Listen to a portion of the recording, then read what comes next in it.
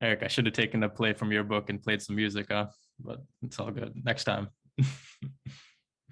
I played it over here. I just was on mute.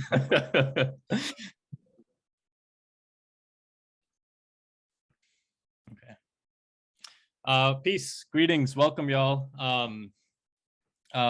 Very, very excited to be here. For those who don't know me, my name is Kanav Kathuria. I'm one of the founding collective members of the Maryland Food and Prison Abolition Project, or just Food and Abolition for short.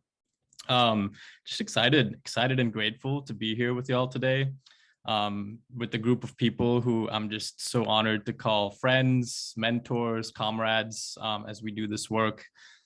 We have a lot to get through. I'm sorry to interrupt you. Can we make the interpretation announcement first and then get assigned? Sure. Yeah, for sure. Yes. I was just about to hand it off to y'all. But real quick, we're offering English to Spanish interpretation. So kind of to talk more about that, I'm going to turn it off to Irene and Carol. Ok, hola a todos. Entonces, primero que todo, voy a compartir lo que estaba diciendo y estaba diciendo bienvenidos, que está muy emocionado de estar acá. Kanav, uno de los cofundadores del proyecto Abolición y Comida por corto, y se siente muy agradecida y emocionada de estar acá. Después Irene preguntó que si podíamos hacer las pautas de interpretación primero y él me lo pasó a mí, entonces voy a comenzar primero en español y luego en inglés. And so I'm going to start in Spanish and then in English. Hola, mi nombre es Carol y junto con Irene estaremos interpretando en inglés y español durante la sesión de hoy. Primero que nada, queremos agradecer a los organizadores de este evento por su compromiso a la justicia del lenguaje y al crear espacios multilingües. La justicia del lenguaje incluye poder comunicarse, hablar, entender y ser entendidos en el idioma en el que nos sintamos más cómodos. Reconocemos que no pueden estar presentes todos nuestros idiomas a diferentes causas del desplazamiento y los efectos continuos de la colonización. Honramos estos idiomas nativos, incluyendo lenguas de señas, dándoles este espacio y reconociendo que todos estamos en las tierras robadas, no concedidas de las naciones nativas. Estaremos usando la terminación E en vez de la tradicional A u O. Por ejemplo, cuando dijimos bienvenidos al inicio, no es un error de pronunciación, sino un esfuerzo intencional de crear espacios inclusivos y evitar hacer asunciones con relación al género. La justicia del lenguaje nos necesita a todos. Para todos presentes pueden apoyar hablando a ritmo moderado, voz alta y claramente. Si necesitamos que hablen más despacio o más fuerte, le dejaremos saber a través del chat. Por favor, no sufran en silencio. Si tienen problemas, déjenos saber. En un momento encenderán la función de interpretación. Para acceder a la interpretación por computadora, verán un globo en la parte baja de sus pantallas con un mensaje sobre la interpretación de idiomas. Hagan clic en el globo y elijan el idioma en el que les gustaría escuchar y participar durante la sesión de hoy. Por favor, poner en mudo el audio original para escuchar la interpretación claramente. Para acceder por tablet o celular, pueden hacer clic en los 3 puntos en la esquina derecha de la parte baja de su pantalla, elija Interpretación de idiomas y después seleccione su idioma. Asegúrese de poner en mudo el audio original y hacer clic en Finalizado. Hi, my name is Carol, and along with Irene, we'll be interpreting in English and Spanish during today's session. First of all, we'd like to thank the organizers of this event for their commitment to language justice and to creating multilingual spaces. Language justice includes being able to communicate, speak, understand, and be understood in the language in which we feel most comfortable. We recognize that not all of our languages can be present due to different causes of displacement and the ongoing effects of colonization. We honor these native languages, including sign languages, giving them the space and recognizing that we are all on the stolen and unceded lands of native nations. Language justice takes all of us. For everyone present today, you can help by speaking at a moderate pace, loudly and clearly. If we need you to speak more slowly or loudly, we'll let you know through the chat. Please don't suffer in silence. If you have a problem, let us know. In a moment, the interpretation function will be turned on. You must pick a language, even if you are bilingual, and especially if you're a monolingual English speaker, so that you can hear when the languages change. To access interpretation, please via the computer, you'll see a globe in the lower part of your screen with a message about language interpretation. Click on the globe and select the language in which you'd like to participate and listen during the session. Please mute the original audio to hear the interpretation clearly. To access via tablet or phone, you can click on the three dots and select language interpretation, and then choose your language, mute the original audio, and then hit done. We can turn on the function and test it now. Podemos encender la función y probarla ahora.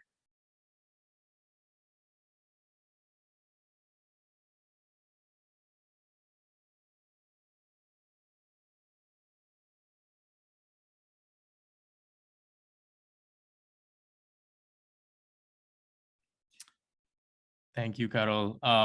Should I take the mic back, or is there more? Okay. Thank you so much. Yeah, just a lot of gratitude to you both, Irene and Carol, for this. And kind of in the spirit of gratitude, just want to shout out a few folks who helped put this together before we get started. A huge thank you to Navina and Heal Food for coordination, and especially, of course, Rosie for just the massive logistical support on the back end. First time we've hosted a panel of this size, and just genuinely couldn't do it without you. Got you, Carol. I'll slow down. Also want to shout out Jamisha from Food and Abolition, who's on the line. Jamisha will be managing the chat, pulling out questions that folks ask, and posting any resources that come up. The event today will be recorded. We'll be sending out a follow-up email this week or next with the full recording, as well as any resources that are mentioned. Okay, cool. So I think we're ready to get started. I'm going to do a bit of framing in a bit, but before, let's just do some quick introductions. For this part, for the panelists, if folks could say your name, your pronouns, one or two sentences about who you are and your work, and just to ground, just a quick moment of joy from this week, if you're willing to share. Eric, we'll start with you if you're cool with kicking us off, and then just pass it along to someone else when you're done. Cool?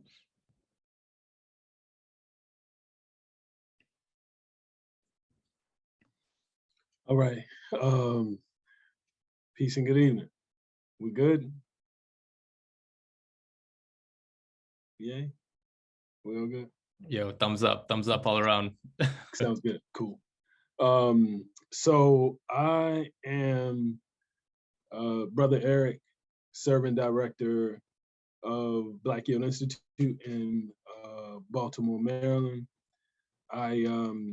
My pronouns are he, him, his, brother, Ross. And something that brought me joy this week, just spending time with family,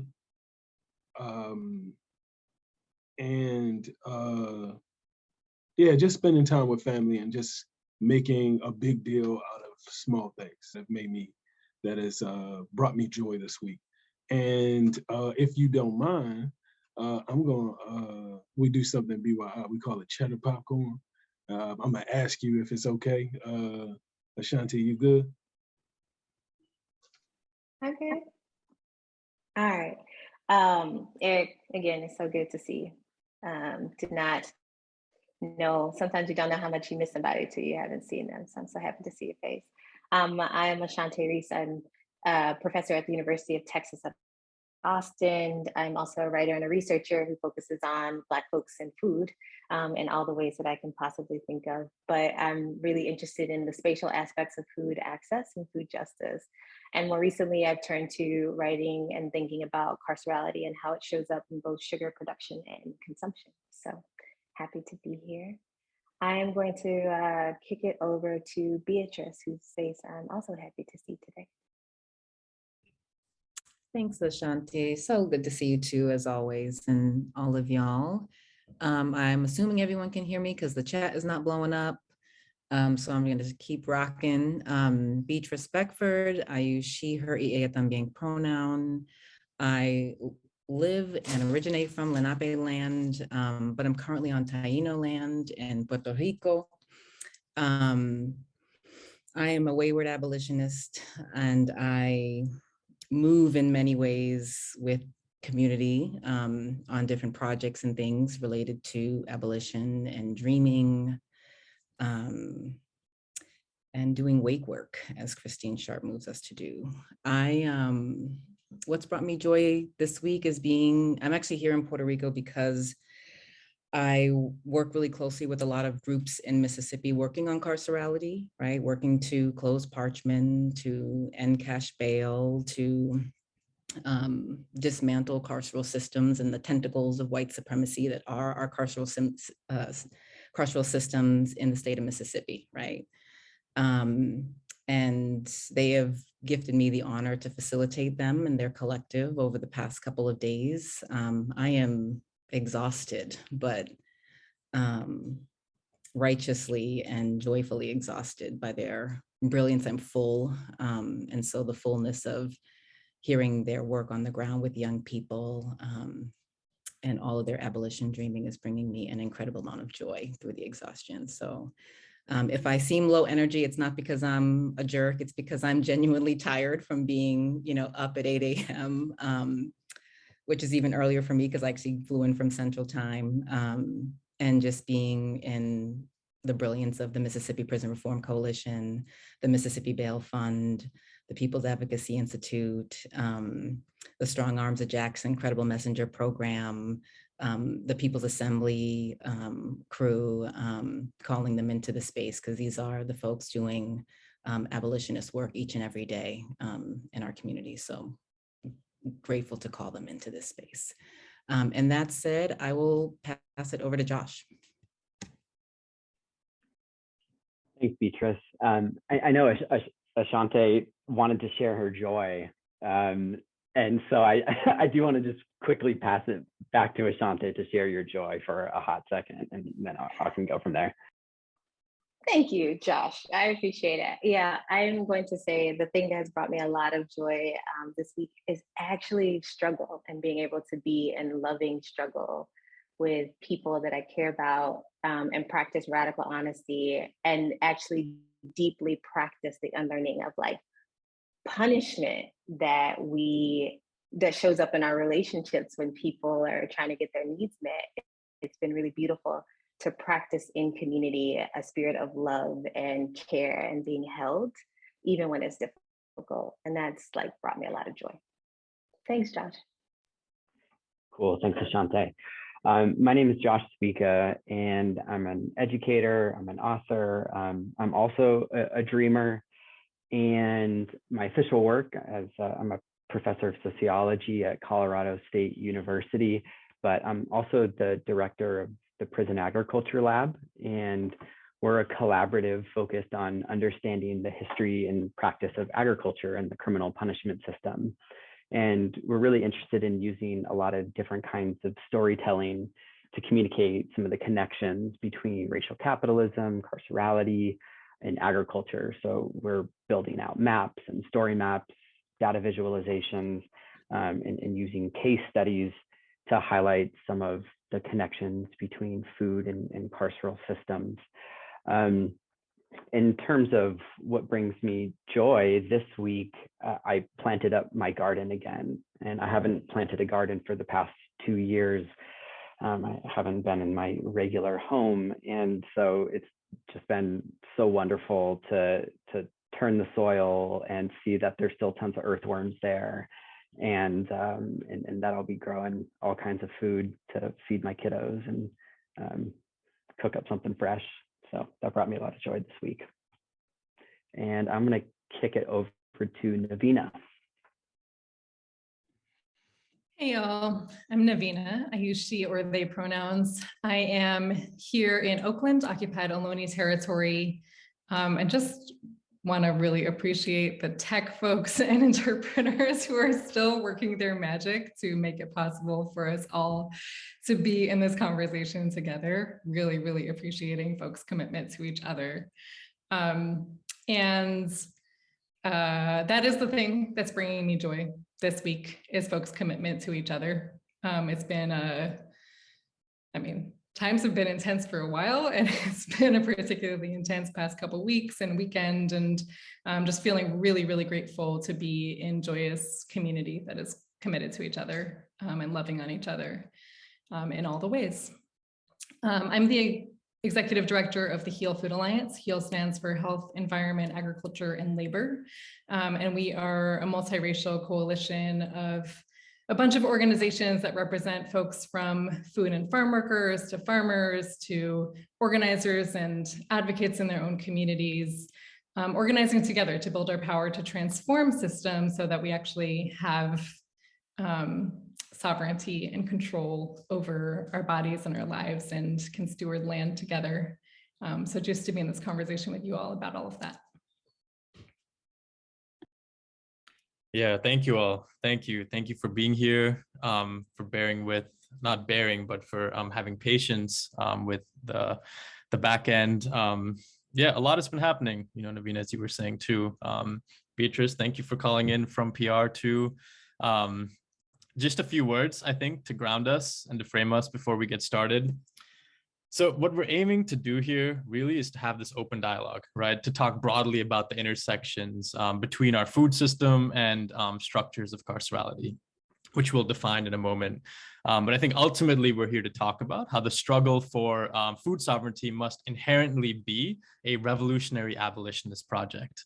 And we'll talk about what that means as well. Right, our goal here is to kind of uncover these intersections, to strategize, and ultimately to organize. Right, this is not simply an academic exercise, but our goal, you know, as folks have already shared, is to be in deep community with one another, to kind of restore these relationships that have been just torn apart by racial capitalism, relationships to food, to land, to each other, and to self, and then to, you know, to build and maintain a world that we wish to see. So, you know, given time, we'll see how far we can get. The original idea was to do this in 3 parts. The first is starting with definitions around what do we mean by carcerality, by food apartheid, by talking about how oppression is deeply embedded within our food system. We'll then talk next about abolition, as I was saying, what we mean when we use the word revolutionary in revolutionary abolition, by food sovereignty and how those two movements are intertwined. And lastly, we'll look at historical and contemporary movements that really center food and land as uses of resistance against white supremacy, against capitalism. You know, who can we turn to and learn from in this work? Cool, we can get started. All right, y'all. So I think let's start with carcerality. The first question for y'all really is, what does carcerality mean to you? Right, especially in terms of this historical development and commodification of food, of land, of agriculture, of labor, of prisons under racial capitalism, right? And there's so many examples to point to, from the founding of this nation state on indigenous genocide, to the transatlantic slave trade, to prison agriculture, to convict leasing, to migrant labor and the conditions of confinement, especially around food, which is what we look at Food and Abolition. So again, to go back to that question of what does carcerality mean to you? I think, Beatriz, I'd love to kick it to you if you want to. I know. I was thinking of you with this question in some ways, if you want to kick things off. Something told me you were going to ask me first, and I was like, I should have. Well, I've learned so much about this from you, you know, so I was like, why not pass it to you directly?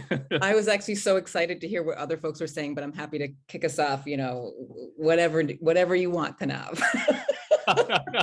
Thank you.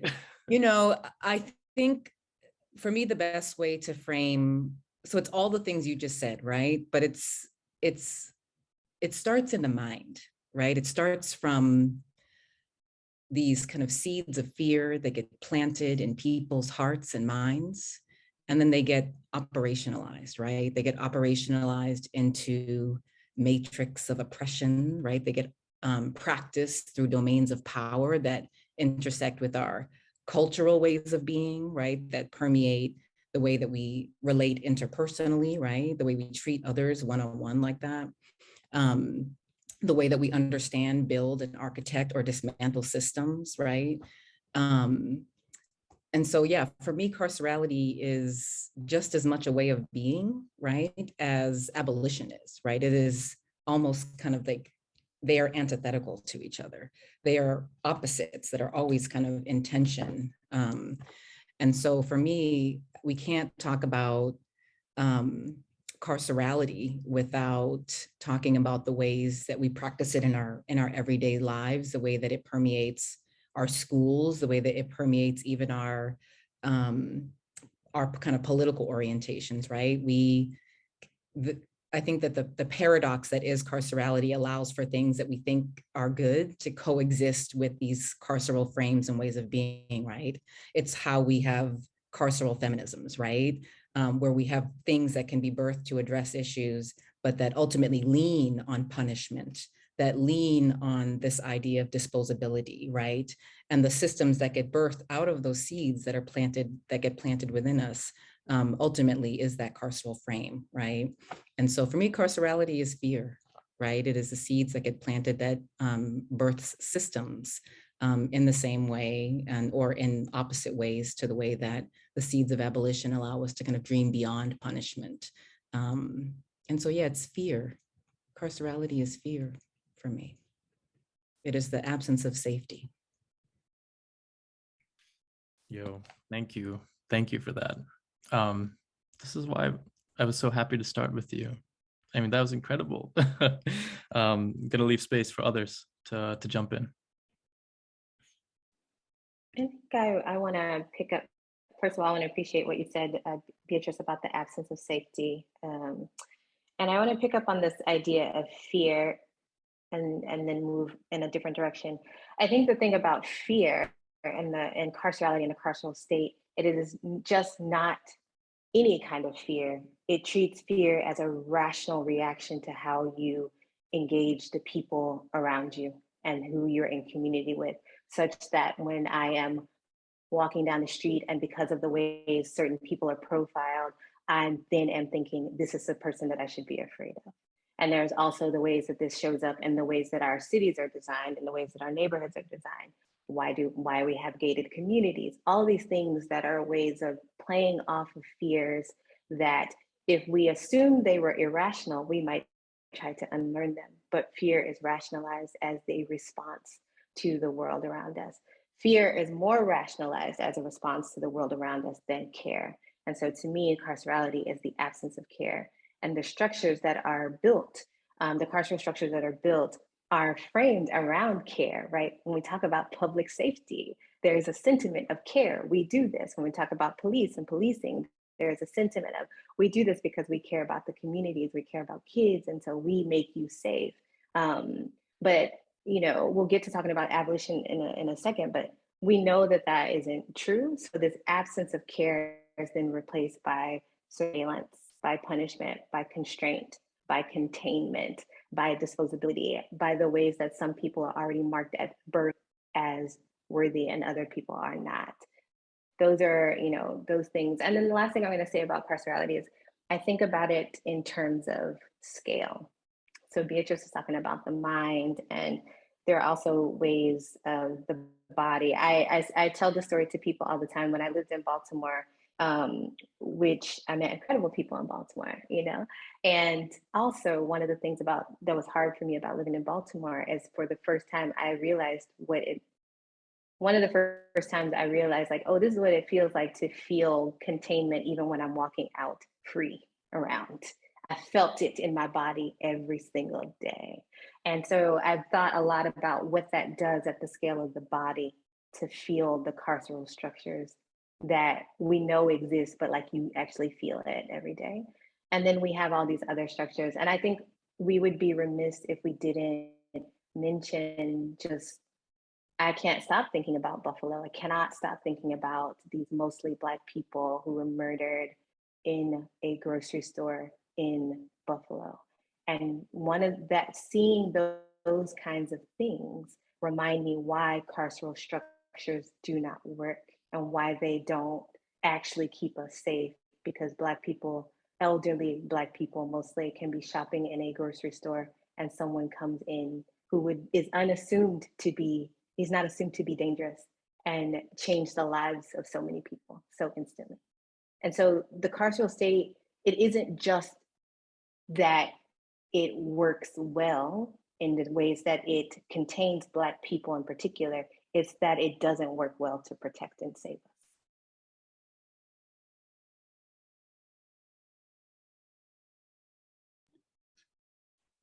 Yeah, I really appreciate what both of you just said. And I think the thing that I'll add to that is that it's this sense of a lack of like responsibility for each other and lack of accountability to each other that also allows us to maintain this system, right? Like we know that the whole project of the US is based on one group of people, white men, having power and maintaining property and profit, right, at the expense of all other people.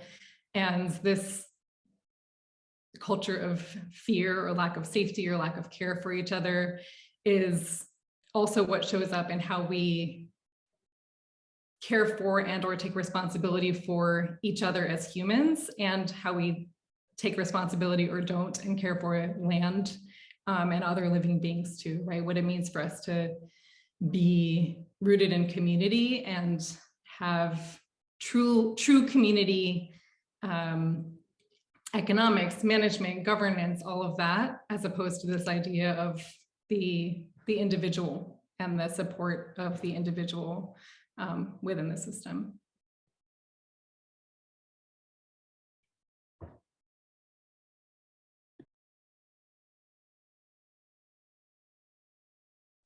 Yeah, thank you. I think Josh, you had something. I really appreciate everything that y'all have shared so far. And one thing that comes to mind are the roots of some of these carceral structures being rooted actually in the land and carving out space in order to gain control. If you think of the original settler moment, agrarianism justified both the dispossession and genocide of indigenous people. It justified the transatlantic slave trade and the creation of the plantation system. And I've been looking at a lot of the history of these land-based carceral practices, from placing Native Americans onto reservations to, again, creating the plantation system. And from the very beginning, there are strategies of containment and control that have manifested in new ways here in this current moment. And I think disentangling some of those histories is really important in order to reestablish communities predicated on care and not on social control and exploitation. And I think this fear, it's a fear that's manufactured in order to profit. And that manufacturing has to do with labeling people as dangerous or criminal or other or indigent or something that is unworthy of love and care and support. And so in thinking about, well, how do these carceral practices move through us every single day, it's both an ideological project in that we internalize these kinds of beliefs, but it's also endemic in all of the structures of our food system. Like Kanav, you started us off in mentioning everything from the militarization of our borders and the way that that impacts immigrants in the food system, to prison agriculture and the way that food becomes a tool of social control inside of carceral facilities. And so, yeah, for me, kind of drawing those linkages from the past to the present, I think is really important in order to reimagine what it is to kind of unbound or disentangle and create new kinds of connections predicated on something different. I don't have too much to add. I mean, I think it's, I'm just happy to be here. I'm here so I won't get fined. No, I'm excited to hear a bunch. I mean, my mind is going. And I think the only thing that I would say, we've been talking about it, and I think Beatriz kicked us off with this. And I think it's very much present in our socializing processes, in so much that it becomes, carcerality becomes Okay.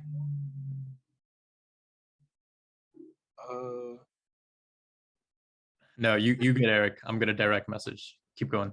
Okay. So I don't know where I was. Oh, carcerality being so embedded in what we do, the practices themselves and the practices being invisible in our backdrops, that we bring them even into movement spaces. We create the type of organizations that fight against the very things that we're, the tools that we utilize to create the type of defense, if you will. So that's the only thing that I would add. I think that it's so insidious and omnipresent, if you will, that it is invisible, and it becomes what we, how we create the structures for the organizations that seek to undo the very structures that we look to undo. So that's the only thing I would just kind of try my best to put a fine point on. I think that that's important.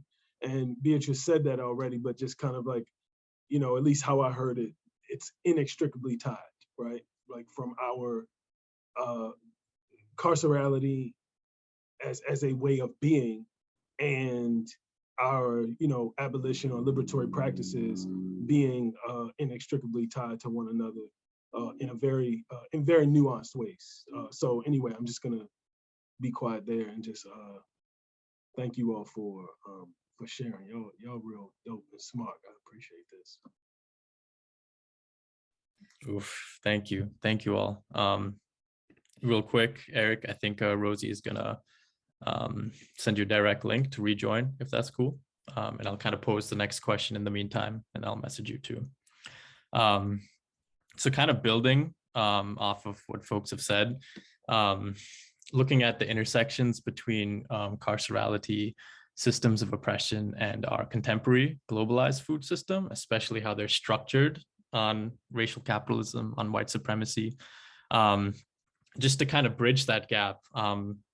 Yeah, just what forms of oppression do you see in your work show up in our food system, right? How does our food system kind of depend on oppression to really just to thrive and to survive? If you could, yeah, just kind of speak to that, how you see it come up in some specific ways.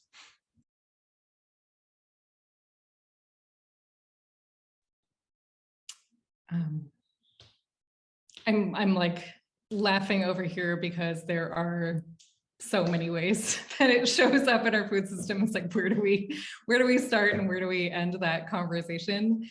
You've already named a bunch of them, right? You've already named origins of the food system that we're living in. Obviously, we know that right now, right? For example, we're seeing so much news around the baby formula shortage, and that just makes me think about how many people are being criminalized for just not being able to afford food, right? Like having to steal to feed their kids, and that being a crime to not be able to afford it. Meanwhile, corporate executives are making like record profits off the backs of people who are, working in our food system and off of abusing the planet at the same time.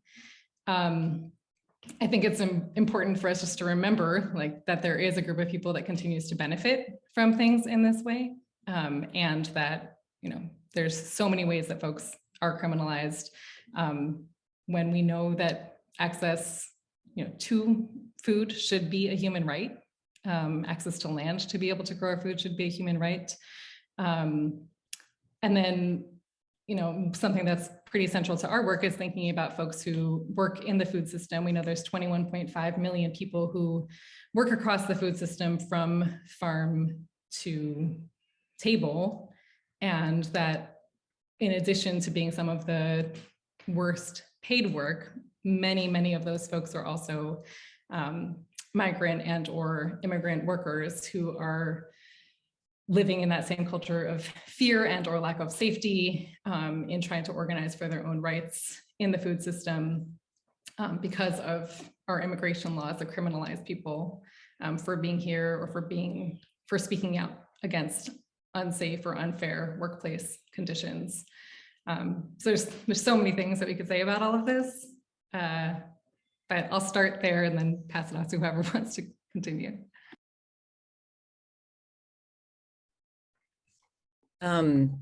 Silences are so awkward, right? On Zoom, I don't know what it is. If it's even like a second, it feels weird. And I actually like quiet and silence.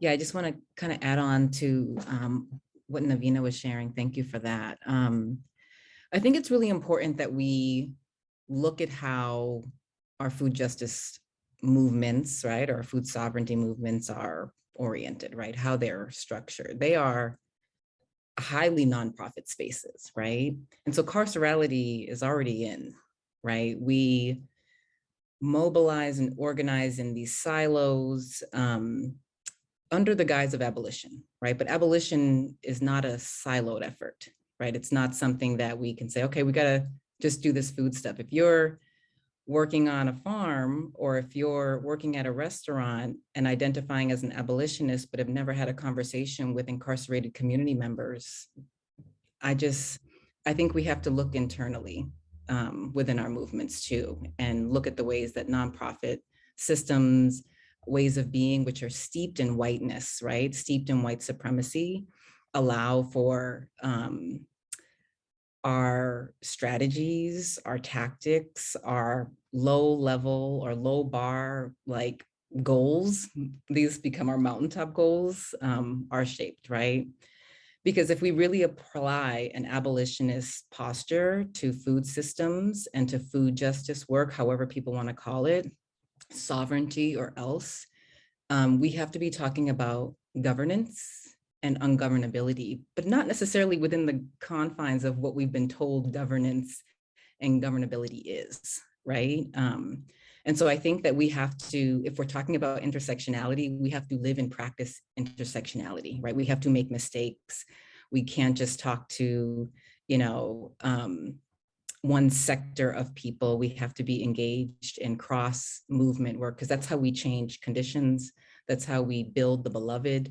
That's how we change the world. It's not by just saying, okay, I'm only going to do food justice. This is my lane, because that's what nonprofit systems tell us to do in order to get funding. That's what nonprofit systems tell us to do in order to have goals, objectives, and wins. And so in many ways, we have to be wayward, right? We have to be ungovernable. We have to dream, right? I think one of the hardest things for folks in movement spaces and beyond to do is to just dream, right? One of the things that happened today in our sessions was, I asked folks to just list out what felt like wins. And the first round we did that in, it was kind of like 100 people, or we diverted 200 young people from this through credible messenger program. It's like, yes, but what felt like a win in your bones, right? What felt like, what Gramsci calls us in to consider, right? The old world is dying, right? How are we birthing that new world, right? And navigating the time of the monsters, And so I think that we have to be ungovernable. We have to allow ourselves to dream beyond what is present in front of us. And I think we have to think about governability and sovereignty and all these things as what they really are, which is a way to position ourselves to apply power to our dreams, and not just the dreams that we're able, the milestones that get us to operating or surviving within a system that was never meant to allow us to thrive, right? Food justice systems here, sovereignty is here, but the abolitionist system is here. And it's built on being able to center people and center our capacity to dream and apply power to our dreams and effectively allow those other harmful systems, those carceral systems, those capitalist systems to weaken and die.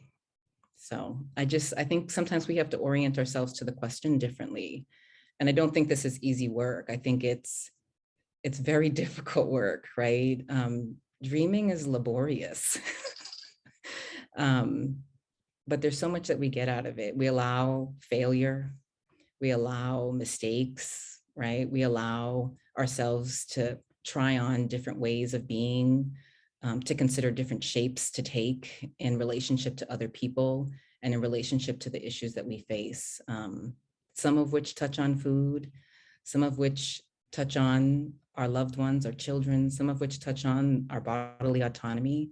Like, we have to be able to hold the complexities of all of that, and not allow ourselves to be siloed. We need more cross-movement collaboration and dreaming and building and power building together. Beatriz, I love hearing you talk. That was beautiful. Kanav, at the risk of being a Capricorn that likes to steer things in the direction that she would like to see them go, I wonder if we might pick up on the thread that Beatriz was talking about, because what is coming up for me is a deep desire to get into this thought of like, what does abolitionist practice look like, and what that means for us in the work that we do. So I'm looking at you to see if that's all right, if we shift this. Okay. And you know, it makes me think about the ways that when Beatriz was talking about, you know, I kept thinking about the word experiment. And some of the things that I really like about the word experiment is that sometimes we have all the tools, sometimes we don't. Sometimes we have a blueprint, sometimes we don't. But the thing that is true about people who experiment is that there is absolutely always a willingness. And I think for me, first and foremost about abolition, I can name a whole bunch of stuff. I could talk about unlearning, I could talk about, you know, building power, I could talk about all those things. But the very first thing for me is a willingness. You can't move nothing or nobody who is not willing, right? And so like that commitment, and I'm gonna even say the submission to experimenting, to improvising, feels like really important to me. And the other thing Beatriz said that felt important about and challenging about movements needing to work together and across silos, it takes me back to trying to organize mutual aid in the middle of the storms in Texas last year. And so, yeah, there was food stuff, but then we ended up doing things like trying to pick up prescriptions for people. Like there was a lot of strategizing that was happening at one time. And what was beautiful about it is that for the most part, most of us didn't know each other, but we had a willingness to figure out how do we give people what they need. And I will say one of the heartbreaking things that was in that moment, what felt like a very like abolitionist principled way that we were going about what we were doing, was how many people thought that they were going to have to prove to us that they had a need for us to meet their need.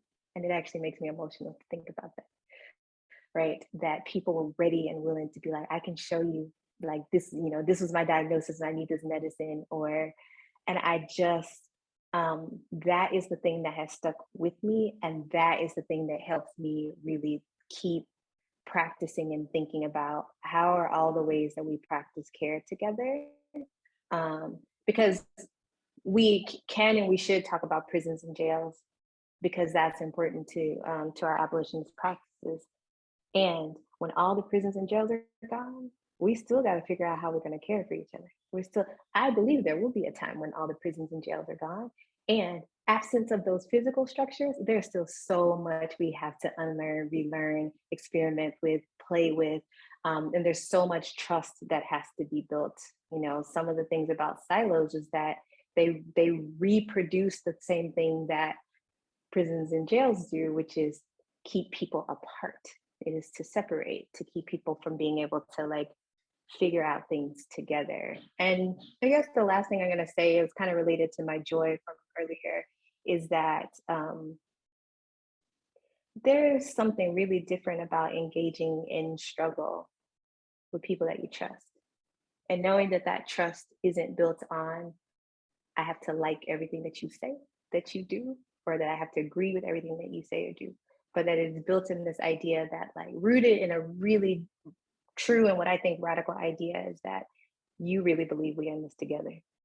And because I know you really believe we're in this together, I know that there is not a thing that you are going to do that you're A, not going to be held accountable for, and B, that you're going to do to really hurt me, because you know the idea of you hurting me also hurts you.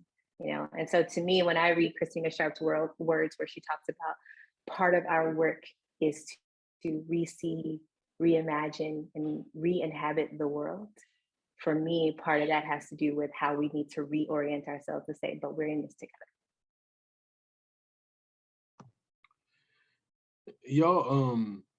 Y'all are preaching on this this glorious evening. At least it's, you know, it's evening for me. You all pretty much said it. I think for me, what I immediately go to, a couple of things come to mind for me, and thank you for the pivot. I guess I would talk about oppression in the ways that it shows up, and to kind of speak to the other point and in the direction that Ashanté kind of moving us into, and I appreciate the steering. So I think one of the ways that it shows that oppression shows up is just in the normalcy of force, right? And specifically when I think about the imagination and how white supremacy kind of underdevelops the imagination or causes the underdevelopment of the imagination, particularly of you know, of so-called oppressed groups. And so it shows up in a lot of different ways, but one of those ways is just normalizing that folks can literally, you know, come and open up shop in your community without having relationship and extract wealth, and it's okay, and we're supposed to do that. We're supposed to support them because we don't have any options, right? And that ends up being the kind of narrative, and this is how we raise our children, and it creates a lot of different things that I can speak to. But I think to what Ashanté is talking about, I think that the project of sovereignty, the project of abolition, is that experimentation. It's creating, it's not the products, it's not the food co-op, the farm, the new project. It's not that stuff. Those are products that come as a result of our new ways of re-seeing, reimagining, and relearning. It's at least what I've been calling culture creation, or being steeped in a culture that we create, that we connect to, that we realign with, that we restore or build relationship with, whether it be, you know, indigenous from any part of the world, ancient or new or what have you. But I think that the project of abolition is to essentially, what Ashanté talked about, is just like undo and figure out how to create a new way. That is the experimentation. It's something that I say to my children. It's something that I say to anybody who's willing to listen, and I'll offer it up here. What we practice is what we get good at. We should expect that we're not going to get it right the first 5, 6, 7 times, and build trust on that reality that Ashanté talked about, that we're in it together. Sister Janine, who's on this call, brought my attention to this South African concept of sawubona, right? And that the question that comes through that, or the question, the best way to explain that, what do I need to do? What do I need to do in order for you to be free, right? If that is the basis of you know, how we build those cultural underpinnings, everything else comes from that. And what I hear Beatriz talking about with being ungovernable is to also be governed by the ways that we want to be governed, right? I mean, or at least that's my interpretation. If I'm wrong, just slap me on the wrist. I'm cool with that.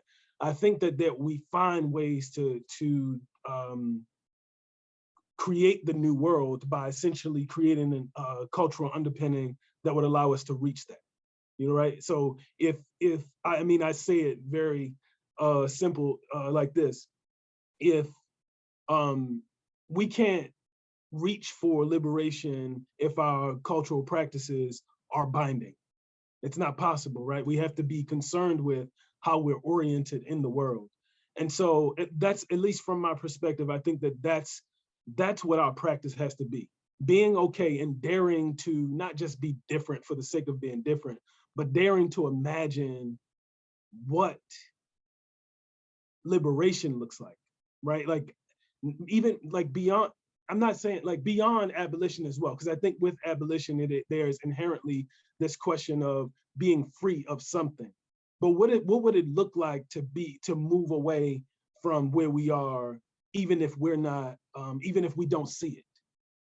That's the work. If we can dream it, if we can imagine it, if we can experiment with it, if we can practice it and give grace, space, and trust, it allows us to do that. And that might look like, just as we've been talking about, it might just look like being in community. I had to confess to some folks recently, my liberation work has always been about this, and in my own household, I ain't doing the work. This is me, this is my confessional. Y'all started preaching, so I'm confessing that, right? I see the reverends all on here. So, I mean, that's something for me. So when you talk about silos, we're not just like, oh, we're working on these issues. What about not having sovereignty, liberation, abolition, start in our own hearts, in our own homes, in addition to the work that we're doing outside on the streets? And my mother told me this, and I'll end on this. I'm sorry, y'all got me going now. My mother said, and I'll take that word out because I don't like it because of things, but my mother taught me that charity starts at home.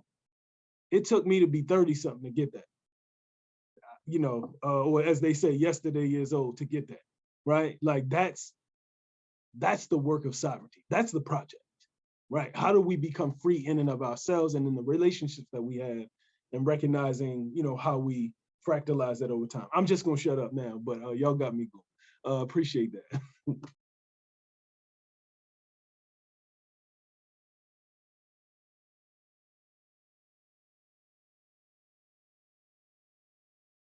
Whew. Holding space for a second for all of that. Also, if anyone else wants to jump in before I move on to the next one or build on this. Okay. This is phenomenal. I'm so happy this is recorded because I'm going to be going back and listening to this. So just first off, thank you all. Before I move on to the next question, we were going to have a Q&A from the audience too. Was going to start at 8, but because of what happened in the beginning, I think we'll push it a bit. So folks in the audience, if y'all have questions, post them in the chat. We're going to be pulling them out, and maybe in like 5-10 minutes, we'll try to get through as many as we can. So I think I just want to do a few things here, kind of building on this trajectory of what abolition and food sovereignty looks like. One thing I just want to center, as Joy James teaches us, is that abolition, as we're talking about here, is a plurality, right? And there's been such a rush to redefine what that term means after the summer of 2020 and really de-radicalize what that term means. So I think as we're centering here, just want to emphasize again that in its most radical form, right, abolition has to be an anti-capitalist, an anti-imperialist, an anti-statist, an anti-patriarchal project. The list goes on and on and on. And it has to be a revolutionary project. And that is what I see as that main difference, right, between a reformist version of abolition itself versus a revolutionary version. What does it mean to center the state as a site of struggle too? So I think kind of building off of that and what folks have shared, what forms of struggle are opened up by connecting these two movements, the movement for food sovereignty and the movement for abolition? And who do you turn to? What movements, historically contemporary, do you see who are using food and land as these forms of resistance, right? Like, where do you turn to for hope? So I'll put that back on y'all.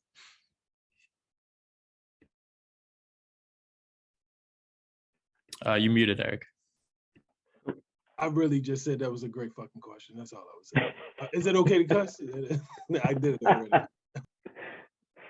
It's a hard question, but an important question, especially the revolutionary piece. What does it mean to be revolutionary? And it seems there are a couple of projects that are going on coterminously. The project to dismantle these systems of oppression and dismantle carcerality, and then build what we want and what we need to care for ourselves and care for our communities. And so in thinking about the connections between abolition and food sovereignty, land is an obvious one. And it's obvious in thinking about the way in which control over land has been used to divide people and to siphon off resources into wider and wealthier hands on the one hand. But land's been also used to incarcerate people, to control our cities. And so in thinking about where are the connections between abolitionists and people engaged in food sovereignty and food justice work, reimagining our relationship to the land and caring for the land as a means by which to build community and care for each other, I think there's a huge opportunity there.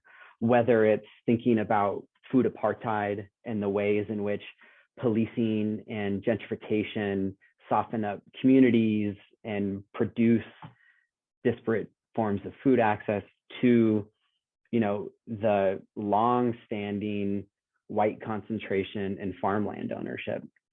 Like, we should be talking about land reform in this country. Like, we should be talking about redistributing the land that we have, both as a form of reparations, but also as a form of just building a more resilient, a more diverse, and a more just agricultural system. I don't see too many conversations there, and this is sort of the dreamer in me, is, you know, how can we start to build power and community across our movements around some of the most fundamental questions? And it seems to me that changing the land tenure system, and I'm not going to use the term ownership here. I think we talk a lot about land ownership, and yes, maybe under a capitalist framework, we should have more equitable forms of land ownership, but we should be talking about land tenure arrangements and more cooperative communal formations, in addition, perhaps, to some sort of ownership formation. But all of this is to say, for me, like, that question of land is so fundamental, and it's not a rural question, it's not an urban question. And this is one of, like, the quote unquote divisions in the food movement between urban and rural interests. I don't think that, I mean, while there are different kinds of interests, there's huge opportunities to think more kind of intersectionally and relationally about how changing who has control over land benefits all of us across all of these scalar and spatial differences. I just want to offer a couple things. I hear a lot of folks, you know, abolition is such a buzzword now. It's actually a little heartbreaking, because folks have been moving in abolitionist ways for so long, you know, and probably even before we were amplifying that term in and of itself in the ways that it gets amplified now. And it's, you know, I think in the most mechanical sense of abolition, we think of it as, you know, the kind of dismantling of one system to build another, because that's what sounds easiest, right? But it is not that, right? It's not, okay, if we dismantle these carceral systems, then we can build this other thing. Abolition exists in that in-between space. It is the adjacent possible that we live in, that we navigate in our everyday lives, in the work that we do to build and dream the boat, or the new world, or the beloved communities, or the emotional infrastructure for our communities, our homes, our places, our relationships. Abolition is not that initial system. It is not the system that comes after it. It is the adjacent possible space that allows us to kind of move and take different shape and do the experimenting that Ashanté and Eric spoke about so beautifully. And I think we have to be very clear on that, right? We engage in abolition practice now. We are engaged in abolition practice through the decisions we make every day. One of the brothers who runs the Strong Arms of Jackson program, that's part of the facilitation that's happening this week, and the exchange, the cultural traditional exchange that's happening this week, you know, was sharing how, you know, when he participated in a People's Assembly, it was the first time that he felt as though the way in which he was able to articulate and share his experience as a young person who navigated a range of things, could be vulnerable talking about those experiences. And I think those are the types of ways in which we practice abolition, right? To Kanav's point earlier, right? about holding what it means to create spaciousness for a plurality of voices, a plurality of experiences, to deconstruct the carceral systems in our mind, deconstruct the carceral practices that permeate our lives, right? Permeate our schools, permeate our food system, and allow us to dream in accompaniment with those that carceral systems seek to invisibilize in our minds and in our hearts, right? And so it's not these two other spaces, right? It is the adjacent possible, and I think it's really important that we hold that. I agree with Joss. I think land is a big part of that. And I think what's really beautiful, and I want to invite you to connect with folks at Earthseed. There are people that are doing these really dynamic and innovative ways of thinking about being in right relationship to the land. I don't, you can call it a steward, you can call it owner, I don't care what people call it, Kanav knows how I feel about titles. There are just incredible people that are trying to figure out together what it means to be in right community with each other and in right community with the land. And so I think we have to be supporting these folks. And the unfortunate reality is because that work happens in tension with capitalist systems, in tension with white supremacy, in tension with power inequities, economic inequities, gender inequities. It's really important that we, support and amplify those folks' work, and understand that when it comes to communities that have been isolated in other carceral ways from engaging in land ownership, right, whose communities have been gentrified, whose homes have been taken from them, through climate change and a whole host of other ways, that we also understand that there is an incredible brilliance in supporting folks that are trying to operate within that, despite already having all the cards of the system stacked against them. And the reason why I lift up Earthseed is because, this is, I want to call into the space Santos. I want to call into the space Christina. I want to call into the space Taz. I want to call into the space Zuleika. All the folks, Courtney, that are doing incredible work. And this is just a community of Black and brown folks that said, you know what? We want to be in a different relationship with the land. We want to be in different relationship to these oppressive systems. And they said, okay, well, we can get a little something here and we can figure out that. And they experimented. They tried on different things. That patch didn't work. Let's take it off and stitch it a different way. They learned about conservation easements and how they could fuck with that, right? I'm going to go with Eric and use the language that feels right in my bones, right? And figured out how they could do that, how they could, create farming spaces, how they could create spaces for people to come and figure out what it means to be in right relationship with land and indigenous communities as well, right? And to also have a sense of ownership, not in the capitalist sense, right? But a sense of ownership around their autonomy and the way in which they decide what it means to be in right relationship, to have a spiritual connection, to have a nourishing connection with the land, and then to connect that work, right, to building power to disrupt these other systems. And so that work is happening. I mean, Black Mycelium, Earthseed, like the National Black Food and Justice Alliance, folks in Mississippi, all these Black and brown folks that are engaged in community gardens that are disrupting, the ways in which we typically think about people engaging in that land work. Are they perfect models? No, but those are the spaces where we make the mistakes that allow us to figure out what the adjacent possible is. And so it's really important that we get out there, because the experimentation doesn't happen on a Zoom screen. It doesn't happen, you have to be in community. You have to be in community regularly, because that's where the wisdom is. And that's where abolition takes place. Beatriz, again, I love that. I feel like you say things that make me think of things that I'm like, yes, and another thing. One of the things when you were talking about right relationship actually made me think about you, Eric. I'm gonna shout you out. I moved to Baltimore. I'm trying to connect with organizations and people who are doing the kind of work that I believe in. And what I appreciate about Eric, and I really want to say this, I'm using him as an example to make a bigger point, is you're like, I'll meet, let's see, right? I don't want people to walk away thinking that a willingness and a desire to practice abolitionist politics means that you have a right to enter any space. just because, right?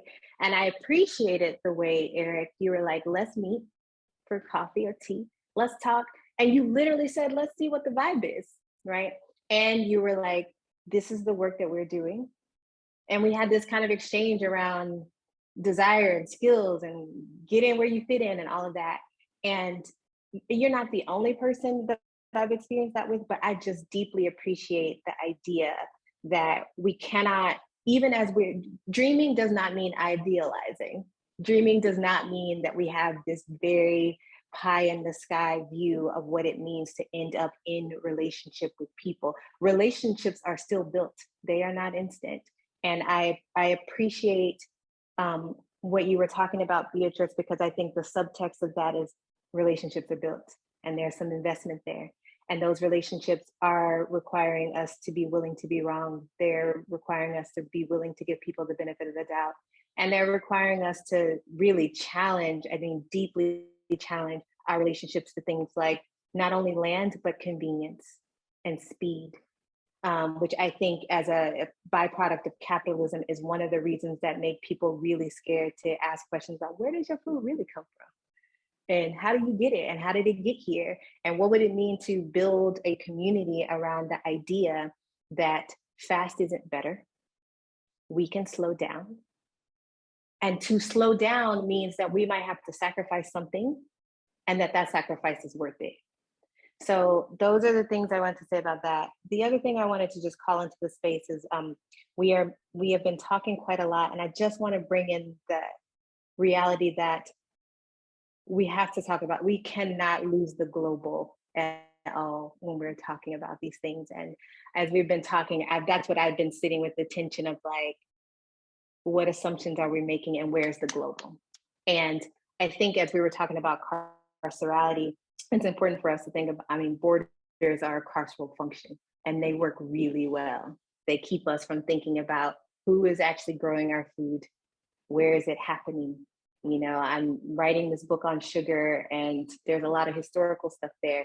But the thing I keep thinking about is how so very few people know that the production of sugarcane has changed so little and is still deadly in some similar ways as people who were producing or chopping sugarcane during enslavement.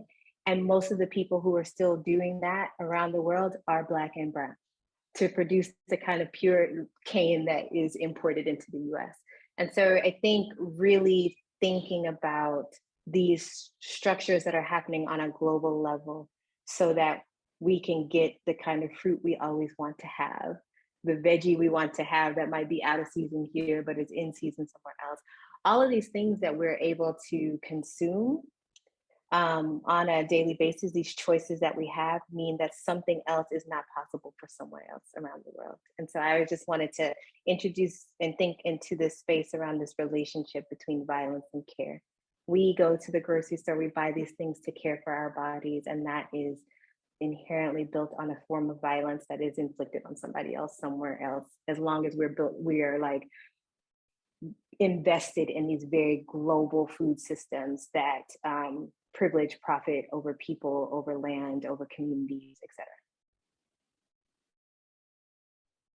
etc. Anyone want to jump in?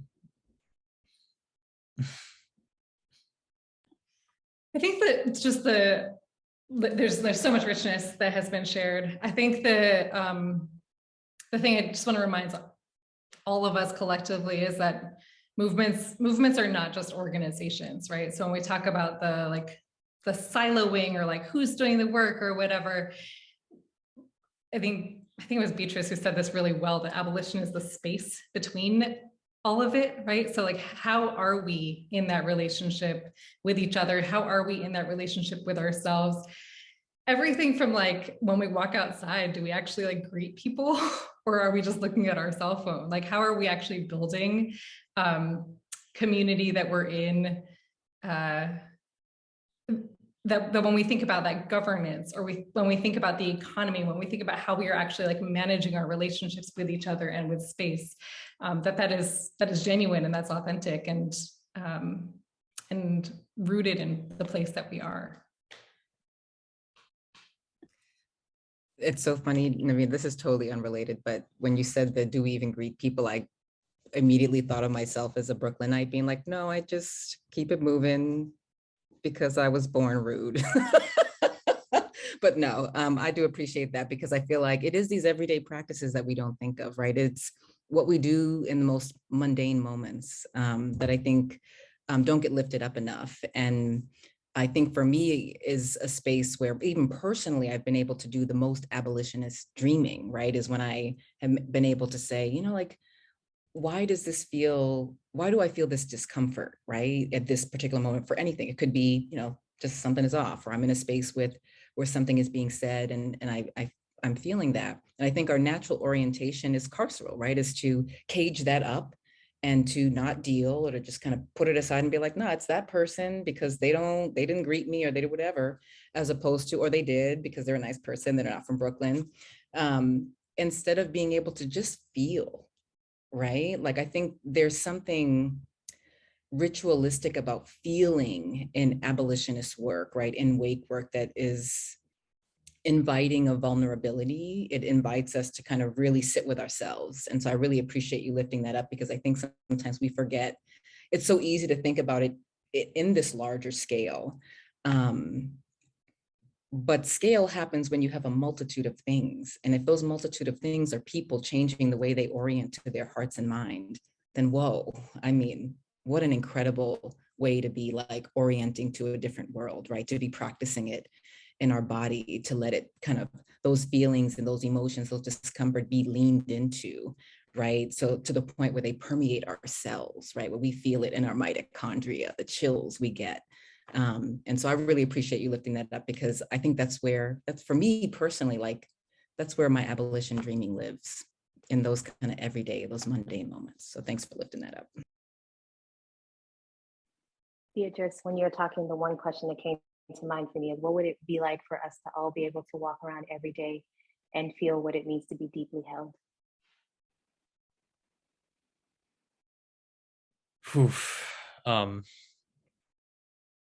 Hate to be the person to bring in time in this moment. I'm really sitting with the dialectics between violence and care.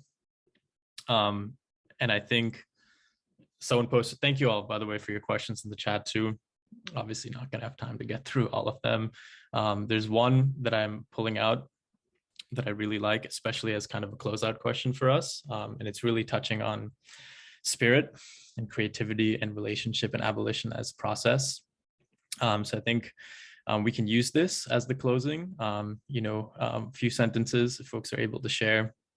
And this is from Chris. Can you talk about what practices you have for feeding your imagination?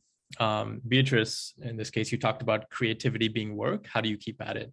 But I think kind of, taking this question and expanding it to everyone as kind of our closeout, really ending on that note of what does abolition look like as daily practice, as a ritual, as routine, et cetera, in a way that does feel extremely generative and that allows us to really reconnect to self and to heal self too.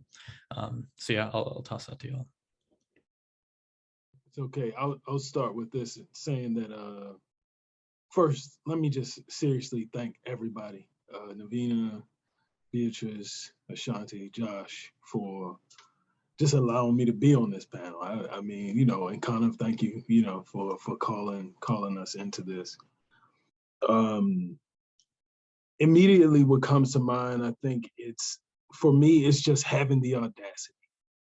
That's been one of the words, just audacity to dream. And again, I'm just gonna drop another F-bomb, just having a fuck it in my spirit. Fuck it, whatever. I can dream. If there's nothing else that I can do freely, is dream, right? And being willing to do that and trying my best to infect other people with it. Just being willing to hold space to do that. And I don't remember at this point who said it, but being vulnerable enough to just hold space for it, and whether that's just in communicating those imaginations with people. Ritual is key. In the morning, there's some rituals that just those are my rituals, you know, from drinking tea and just sitting to just being and holding space to do that. I think that, at least for me, that's what I try to do, and what keeps the fuel going, or keeps the flame, if you will, of that imaginative practice is actually doing it. You know what I'm saying? With the understanding of like, it might not work the way that I saw it in my head, but that experimentation keeps it going. And so that's just it for me, you know, not being afraid of any timeline, deadline, grant requirement, somebody's opinion. Again, you know, I learned this from the Black mamas in my life. Fuck it. They might not have used that language because some of them were, you know, a little connected to, I ain't gonna preach on that topic, but they were a little connected to stuff where they couldn't say fuck it, but I felt that. You know what I mean? And that's what I adopted. I adopted you know, whatever. What can you do to me? I can dream. If nothing else, that's what I'm free to do. And I'm privileged, though, to work with others to try those dreams out and be okay with holding space, having grace, and trust with one another to try it out. I'm going to go next, and then I'm probably going to have to dip off before hearing everybody else because the children are organizing me. I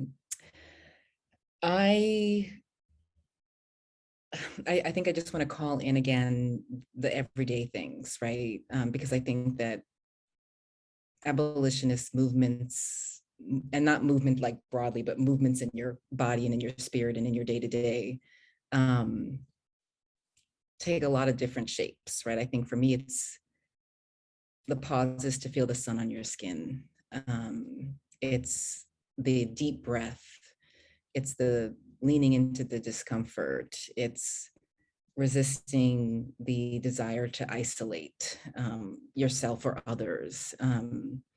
It's hearing and feeling the laughter of children, you know, it's all of those things, and understanding the value of that, right? That is inherently valuing the planet that we live on. It's inherently valuing the people who enter into and flow through our lives for whatever reason, rhyme or season.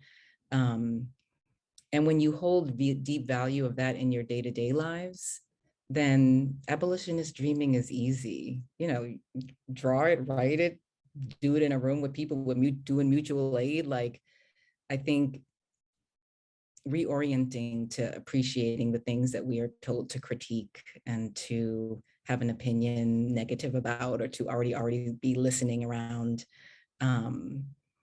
is the ways, or are the ways, that carceral systems permeate our mindset, permeate our hearts, permeate our ways of being.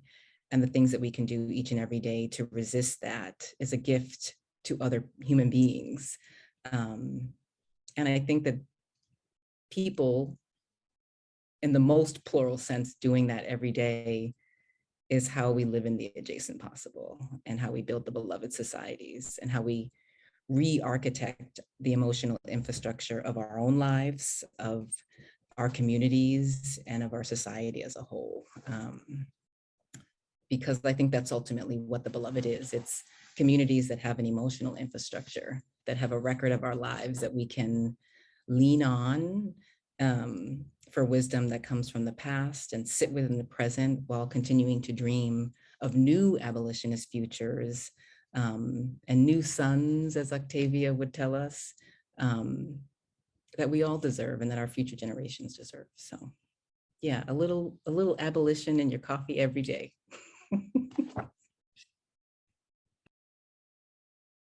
Yeah, thank you, Beatriz. I know you said you might have to hop off. Just wanted to extend so much love and so much gratitude to you, for real. And we'll talk soon. But for now, thank you. And whoever wants to take the question next. Yeah, I'll jump in quickly because I really like this question. It's like maybe my favorite question of all of them. But I consider myself a student of the everyday. So like, you know, it talked about, I'm a researcher, and I guess technically in some ways I research food systems, but really what I study is the everyday. I study the ways people move through space, move through, we could talk about systems of oppression, and they are having an impact literally every day. What I marvel at is the way people are making lives still. And so that's, you know, a practice for me, is to pay attention to the everyday. I think I'm going to separate these things into two kind of lists. I think one thing that I've been trying to do more, you know, this might surprise some of you, but, you know, I'm not wrong very often, but when I am, I try to lean into being wrong, really try to lean into being wrong. Because I think the thing that I know about myself and what I've learned is that when you have been socialized to believe that you are so capable of all the things and more capable than other people. And I'm saying this as someone who feels like I've just been having conversations around exceptionalism and how I'm trying to unlearn that even for myself, and how that's been rooted through my entire childhood until the present. Whole other thing. It is harder for you to lean into being wrong. And if you have a hard time leaning into being wrong, it is really hard to lean into experimentation. And so then you go with the status quo. You do the things you've been told that you were supposed to do. But there's something really important about knowing that you don't know everything and being okay with what you don't know. So that is like an active practice for me. And then there's also this other thing where I'm trying to practice more being okay with strangers, which sounds a little weird. But I started that thing that said earlier around like being able to build with people, even if you don't know them personally, deeply, or like them and all that kind of thing. And so I've been trying to like feel into what does it mean for me to be all right with people who I don't know. In lots of different ways, I practice that and experiment with that. What keeps me hopeful? Black women leaders all day, every day, like watching people work, oftentimes work with no credit and still believe in the work that they're doing. Poetry, I read a lot.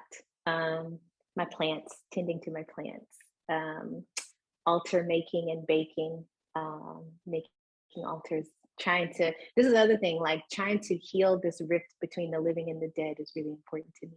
And so the altar making is a way to venerate, that feels important. I bake, and part of what I've been doing a lot with baking, Kanav, as you know, and some of you know, is I'm writing this book about sugar, and it felt important to me to not create a binary of right and wrong, but to sit right in the middle of the complicity of the fact that I am using this material substance every day to make something sweet that I am then going to give to somebody else as a form of care. And that has been a really, really deep process for me for trying to feel into what it means to have an abolitionist practice in the midst of systems of violence.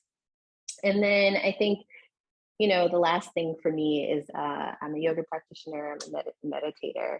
And for me, those body, mind, spirit practices have been the most helpful with helping me understand the things that I need to unlearn. And particularly the things I need to unlearn around not taking up as much space as I need to be taking up in the world.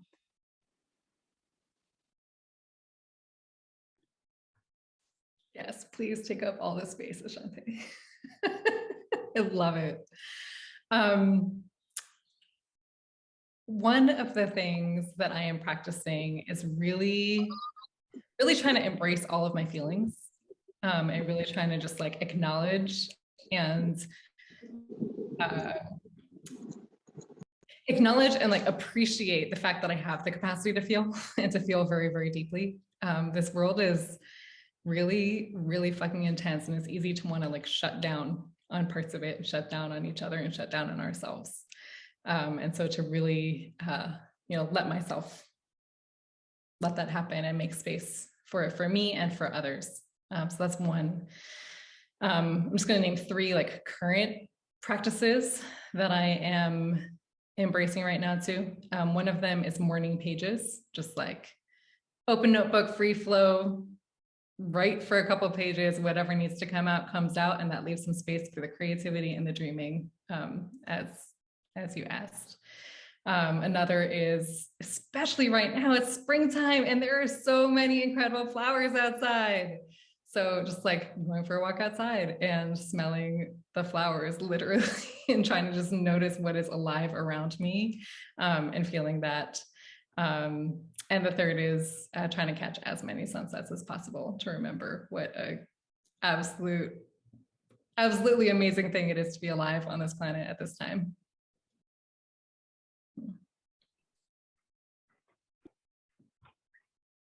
Thank you all. To be creative, I've had to say yes to relationships because the creativity doesn't oftentimes come strictly from within, but it's within relationship to others and the inspiration that I find through engagement and conversation and just like exploration. And so that's a practice for me that's been really important. It's saying yes to relationships and like leaning into those relationships as a means through which to learn about the world and learn about things that otherwise I wouldn't. And that's what stokes the imagination. Like on my own, stuck in a wheel, like a hamster in a wheel. And so others have been really critical to kind of rupturing that and almost kind of like unlearning, in a sense, that carceral tendency towards isolation that Beatriz was talking about earlier. And part of that inspiration is not just in relationship to people, but in relationship to nature and to material objects that I've heard many of you also articulate. You know, I'm a gardener. I've been growing food for a long time, and seeing the relationships between all of these microbes and soils and roots and plants and sunshine and rain, and seeing the dynamism that is in the kind of non-human world.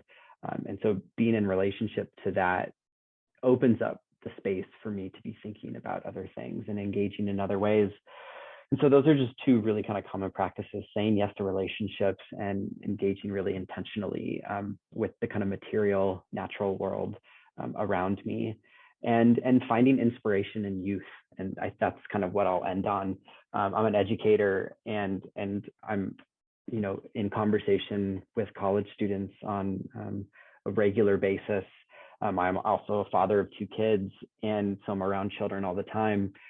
And so youth, I find, don't think in this, tend to, and we sort of train this out of them oftentimes, but they don't tend to think in the same binaries and the same confines as adults do. And like paying attention and being sensitive to the creativity and lateral thinking of youth has helped me to see that abolition is possible, because the youth are abolitionists in so many ways.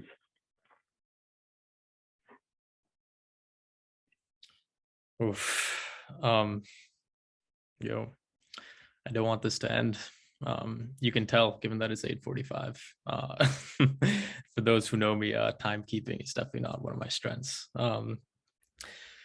Yeah, the chat is blowing up. There's been so much love shared. I want to extend that love from myself too.